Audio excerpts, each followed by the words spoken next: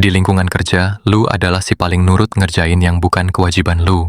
Di tongkrongan, lu adalah target lucu-lucuan atau yang paling sering disuruh. Sekarang juga, stop semua itu. Ada tipe orang yang gak perlu teriak, gak perlu marah, tapi kehadirannya bikin orang mikir 2 kali buat macem-macem. Bukan karena dia galak, tapi karena mentalnya solid.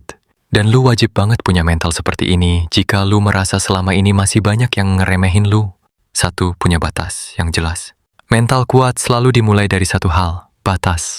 Gak semua harus lu jawab dengan kata iya, apalagi lu tahu itu bikin hati lu capek. Mental kuat itu beda, lu tahu kapan harus nolak sesuatu, dan lu gak ngerasa salah soal itu. Lu terbiasa dengan kalimat, gua gak nyaman, gua gak mau digituin, gua gak bisa bantu. Saat lu berani ngomong kayak gitu, kalimat itu yang bakal jadi sinyal jelas buat mereka. Mereka sadar kalau lu punya batas, dan jika batas itu diliwati, urusannya akan panjang. 2. Gak reaktif, tapi sadar diri.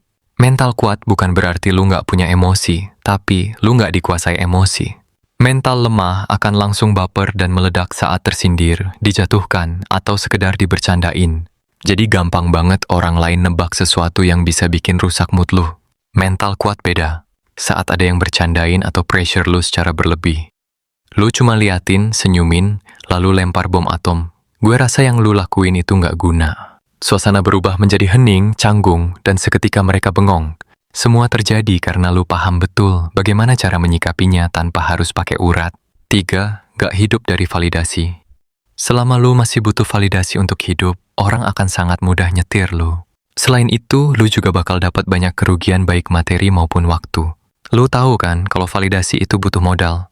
Mental kuat dibangun saat lu berhenti menggantungkan diri pada penilaian orang. Validasi itu untuk prestasi, bukan untuk lo dipuji. Orang yang hidup dari pujian akan hancur oleh kritik.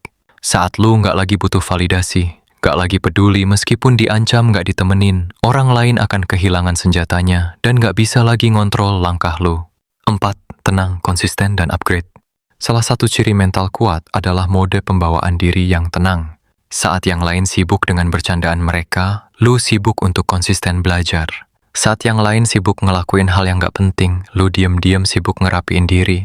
Upgrade diri lu supaya lebih baik, kerja lebih keras, bentuk financial yang lebih rapi, dan rubah pola pikir supaya lebih fresh. Lu gak butuh validasi lagi, karena lu konsisten.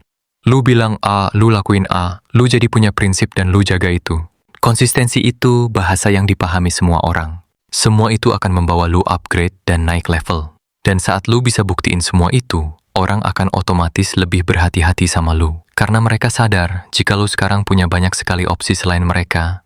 5. Berani ninggalin circle yang rusak. Jangan sok kuat buat bertahan, apalagi jika alasan lo cuma karena lo takut sendirian. Circle lo isinya cuma suka ngeledekin lu, ngerendahin lu, bahkan mereka nggak suka lihat lu berkembang. Dan lu masih berusaha hadir di tongkrongan itu. Padahal lu tahu lu harus effort lebih buat bisa nebelin dinding hati. Mental kuat adalah kebalikannya. Lu berani jalan sendiri, menghindar sejenak dari circle yang isinya cuman ngerusak lu. Daripada lu rusak perlahan, lebih baik lu kasih space dan move dulu.